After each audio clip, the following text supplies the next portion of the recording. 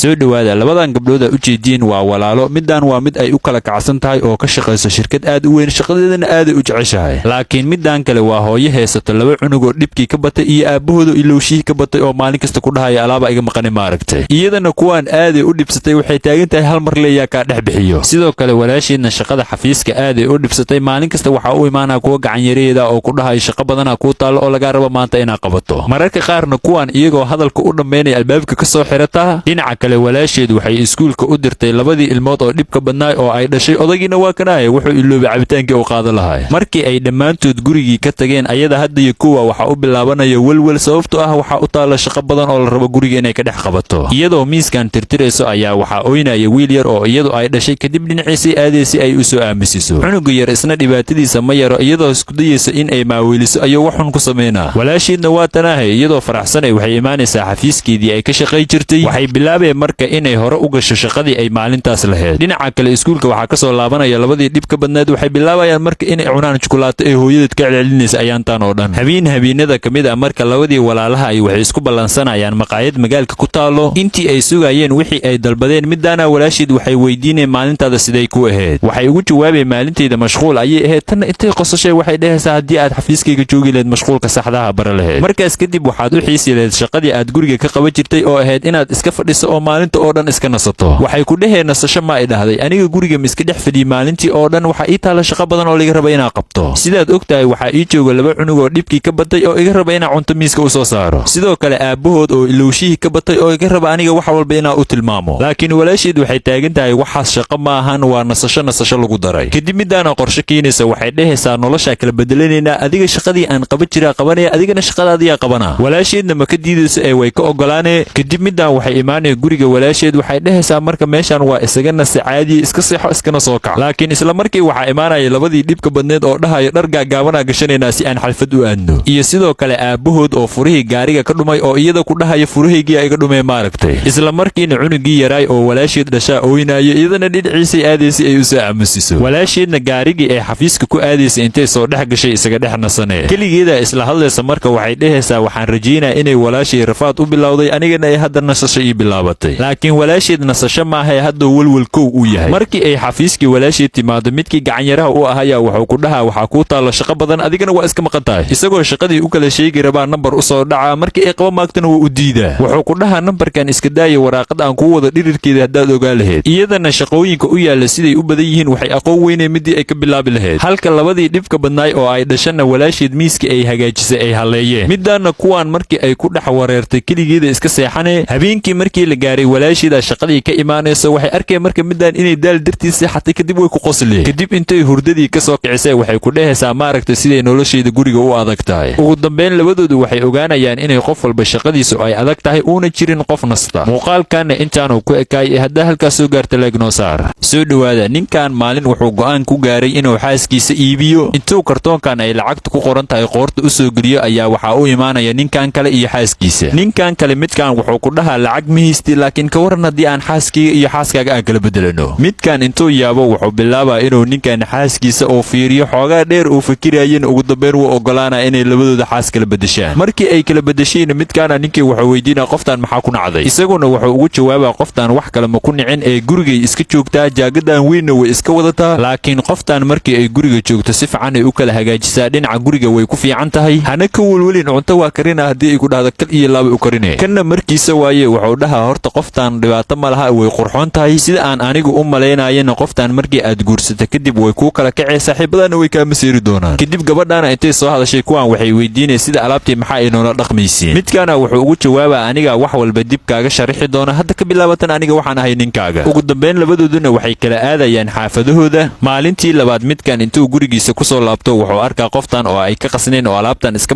marmarsanayso iyo gurigiioo isku dhex daadsan wuxuu fiirinaa lacag oo meel gashtay wuuna ka weynaa kadib intuu midaan u imaado wuxuu weydiinaa tuug miyaa gurigeena soo galay iyaduna waxay ugu jawaabaysaa maya tuug ma soo gelin maxaa sidaas ugu fikirtay wuxuu u sheegaa in loo maleeyo meeshaan oo dhan inay dabeel ka kacday lacagtiisina ay maqan tahay waxay ku dheheen marka waxaad u wacdaa qof hagaajiya gurigan lacagtana ma maqna ee aniga qaatay waxaana kusoo gatay dharkan soo aad uma qurxoona kadib midkan intuu qoftan ku xanaaqo wuxuu ku dhahaa adiga lacagta ma iska qaaday maxaa ii weydiisa weysay qoftaanna maba ka qasna midkan waxay ku dhehey haddii aad u baahan tahay xaaskaaga inay qurxaanaato waa inaad maal gashataa haddana dharkan meeshaan yaalla aa soo gatay marka fiiriso aad ma u qurxoona. midkan isaga oo madaxa la xanuunayo qoftan waalan uu soo bedeshay ayuu mar kale wuxuu weydiinaa caawa maxaa noo kalisay cunta. iyadana tartiibkeeda intay ku qosashay waxay ku dhehaysaa haddii aad cunto u baahan tahay waa dalba kartaa, haddii kale waxaad samayn kartaa inaad maqaayad aado. midkan isagoo xanaaqsan oo go'aan qaadanaa qoftaana wuxuu u sheegaa inay xaaskiisii horeed iyada ka fiicneed. waxay ku dhehaysaa marka haddii ay xaaskaagii hore kuu wanaagsanayd maxaad u iibisay oo suuqa u geysay. isaguna xasuusow galaa wuxuu soo xasuusanaa markii ay xaaskiisa cunnada u keeni jirtay isaga oo shaqadiisa u socdo. isaguna oo ku dhihi jiray meeqa jeera kuu sheega aniga cunno ma u baahni markii aan shaqada u socdo. iyo markii uu ku dhihi jiray adiga qof kuu baahan ma laha, haddii xataa suuqa lagu geeyo qof frii kugu qaadanaya ma jiro. iyaduna maysan iska waalin markii uu hadalkaas ku dhahay kartoonay intay soo qaadatay waxay ku dhahday aan tijaabino. xasuustii intuu ka soo laabto wuxuu ogaanaa inuu wax qaldan sameeyey. qoftii la joogtana wuxuu ku dhahaa hadeertaan xaaskiygii waa inaan soo cishtaa ee waxaad ii sheegtaa meesha uu ninkaaga joogo. labadooda oo qolkii ku jira intuu u soo galow ninkan wuxuu ku dhahaa heshiiska waa ka baxay, qoftaana xaaskiyga waayo waa inay soo celisaa. midkaana wuxuu taagan yahay qoftii hadday kugu xumaatay qoftaan aniga ii wanaagsan tahay. kadib midkan xaaskiisoo la hadlaa wuxuu ku dhahaa iga raalli noqo, adiga qaladaan kaa galay, adiga waxaad ahayd qof wanaagsan, aniga wanaaggaas waa arki waaye waana kuu mahadceli waaye. haddana aniga waxaan soo ogaaday inaad adigu tahay xaaska ugu wanaagsan adduunka. iyaduna isaga waxay ku dhehaysaa horta ninkan iska baro, waxaan nahnay saaxiibo qadiimiya, anigana isaga waxaan ugu wacday inaad adiga ogaato qaladkaaga. aniga hadda kadib shaqadaydii horaan dib ugu laabanaa si aan u madax bannaanaado. isagana ugu dambayn qoftan wuxuu u sheegaa inay wax walba u dhacayaan sidii ay iyadu rabto. labadooduna way heshiiyeen. muuqaalkuna intaasoo ku ekaayo leegnoo saar. soo dhowaada. gabadhan waalidiinteeda waxay ku kari waayeen taleefankan 24 saac isticmaalisid iska daay. kadib qorshaha ku soo dhacaya maalintii ay dhalashadeeda ahayd waxay u soo gadayaan taleefan nicla. kadib waxay ku dhehaysaa kaftanka inta ay ka deyseen iPhone-keygii aawa, laakiin aabeed wuxuu u sheegaa inaysan midaan kaftan ahayn. hooyadeedna waxay ku dhahday maadooyin badanaa dhacday taleefanka dartiisa. waxay taagan tahay sababtaa u dhacay wax kale ma ahan ee macallimiinta dhana inay cab taleefanka waxaas kama dambeeyo. kadib hooyadeeda waxay soo qabanaysaa taleefankii ay hadda isticmaalaysay, waxay ku ridaysaa marka sanduuqan, waxayna u sheegay inay waqti aad u badan taleefankan ay ku dhumisay ayna ilowdo wixii muhiimka u ahaay. sidaas darteed taleefankaaga aniga haynayo meeshaanan ku ridaa ilaa aad ka baasiis. aabaheedna wuxuu ku dhahaa hadda taleefan waa haysataa, kaas waa si isticmaali kartaa niclaha. intaasna wuxuu u raacinaa weli waxaa noo dhiman. beri wixii ka dambeeya macallina guriga kugu imaanayo si uu cashirka kugu soo celiyo. kadib iyadoo cusbada ku kakacsantahay meeshii isaga tegay. subaxdii markii iskuulka imaatay saaxiibadeeda waxay ku dhehaysaa fiideo kala kacsana kuusoo sheergareeyay fiiri. markii ay isdhaahdo fiideoga fiiri waxay arkaysaa inay taleefan niclaha wadatay. waxay weydiinay taleefankaagii aawi. kadib waxay bilaabaysaa inay been u sheegtay iyadoo dhehayso youtube-ka waxaan ku arkay muuqaal dhahayo taleefanka in la badsado caafimaadka muu fiicno, sidaas darteeda taleefankayga gurigiiyaa uu soo tegey. xoogaa kadib waxaa galaaska imaanaya gabadhan kale oo isticmaalaysa taleefan nicla. kadib gabadhii ay ku jejeesayaan waxay dhahayaan taleefankan wuxuu soo baxay 1800 iyo meelahaas iyadana ilaa hadda isticmaalaysa. galabtii markii la gaaray iyada oo gurigeeda iska joogta albaabka lagu soo gargaraaca. waxay arkay macallimadii ay waalidiinteedu ku dhahayeen gurigay kugu imaanaya in ay tahay saaxiibadeed niclaha wadatay. xoogaa badan oo ay la sheekaysanaysa waxay u ogolaanay inay gudaha soo gasho. cashirkoodii ayay intay bilowdeen waxay weydiinayeen dagaalkii labaad adduunka goorma u dhammaaday. iyaduna waxay taagan tahay waxaas wax horey ahaayeen, haddana wax naga gala ma laha, waxaas waa la soo dhaafay, anigana waxaa maqlay inay wax waa hor ahaayeen. kadib saaxiibadeed waxay weydiinayeen ma ogdo inuu imtixaan kuu soo socdo oo aad geli rabtid, waalidiintaadana waxay ii sheegeen inaan si fiican wax kuu baro. intay u soo dhowaatay waxay ku dhehaysaa waxaan ku siinaa lacag $50, markaas adiga wax ma ibaraysid. waalidiinteeduna waxay u malaynayaan in aad wax ibaraysid, taas beddelkeeda waa sheekaysanaynaa. saaxiibadeed markay aragtay midaan inaysan rabin inay wax barato oo waalidiinteeda lacagta ka khasaarinaysa meeshii isaga tegay. subaxdii kale iskuulka dhexdeeda iyadoo taleefan iska dhegaysanaysa ayaa midaan iyo saaxiibadeed tilaafo u bixinayaan, ayadana dhulka intay ku dhacdaa taleefankeeda ka jajaba. intay soo kacday waxay ku dhehaysaa maxaad samayseen taleefankaygiiyaa iga jabiseen, iyadan iyo jabsana meeshii isaga tegay. laakiin midaan intay ka dib timaaday waxay ku dhehaysaa waxaan taleefan yar le waaye waalidiintaada weydiiso way ku gadayaan. intay soo jeesatay waxay u sheegaysaa inuu midkaan yahay taleefan ay hadiyad ugu keeneen waalidiinteedu kadib ay dhinteen. intaasna waxay u raacineen markii ay waalidiinteedu dhinteen waxaan bilaabay inaan dadka kale xaafadooda ugu tago si aan lacagta iskuulka u bixiyo. kadib midaan intay ka naxday waxay ku dhehaysaa sidaas hadday tahay xaafadana waa imaan kartaa si aad wax ii barto lacagtaadana u hesho. taleefankan hadda kaa jaban aniga ii dhiib, anigaa kuusoo samaynaye. maalin kale midaan iyadoo taleefan iPhone miiskan dushiisa ku diyaarinaysa waxa u imaanaya waalidiinteedoo naxsan. iyagoo yaabanay waxay weydiinayaan intaa baxday miyaa soo gadatay taleefan iPhone kadib markaa kaagii ka xariinay. iyaga oo ku qaylinaya ayaa waxaa lagu soo garaacay albaabka gurigooda, iyadana way aadaysay ay u soo furto. markii ay albaabka furto waxaa ka soo galaya saaxiibadeed macallimadii. intay soo baxday taleefankii ay miiska dushiisa ku diyaarinaysay ku wareejinay. waxayna ku dhehaysaa taleefankaagii niclaha wixii kugu jiro dhan intaa kugu soo shubay, haddana waa furi kartaa si aad u aragto. iyaduna markii ay taleefanka furto waxay arkaysaa inuu ugu jiro codkii ay mar walba dhegaysan jirtay. codkaas wuxuu ahay cod ay u duubeen waalidiinteedu markii ay taleefanka niclaha hadiyada ugu keenayeen. kadib intay soo baxaan waxay wada fadhiisanayaan meeshii midaan wax lagu bari lahaa. waalidiinteedu waxay arkayaan inay gabadheedu isbedeshay ana hadda samaynaysa wax wanaagsan.